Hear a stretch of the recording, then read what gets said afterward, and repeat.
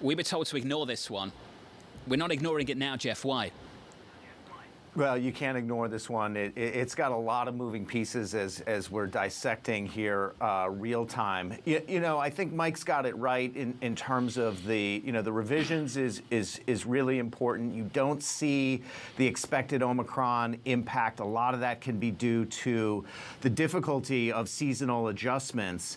But the other pieces of this report are also very strong in terms of the wage piece and the labor force participation rate. So, you know, taken in total, you talked about the market reaction and Neil's comment. You know, this really is not the kind of little bit of we can look past this one, but much more about both what it tells us in terms of those revisions as well as what it's saying today.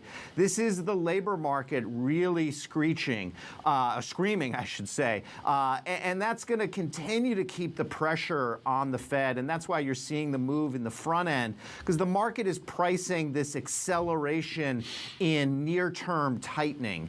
And I think that will remain the theme here for a while. This report does a lot to continue to accelerate that theme of upfronting the pace of Fed hikes. Maybe, you know, I don't know if that's necessarily 50, but it's really about how quickly do they get it in this year, and a very rapid change from, you know, expecting a quarterly pace to now, you know, it's going to be every meeting, to Neil's comment about now they need to throw in a 50 in there. But definitely here the surprise is that this is just again telling us how overheated this labor market is. Can you put this report together with what we heard from the Bank of England, the European Central Bank, the shift that we have seen this week in markets as globally there is a feeling that the labor market, that in general inflation is getting too hot? And have you shifted your investment perspective at all? Well, there's still this distinction, you know, between the U.S., the Bank of England, and the ECB. We heard a lot about that yesterday from Lagarde.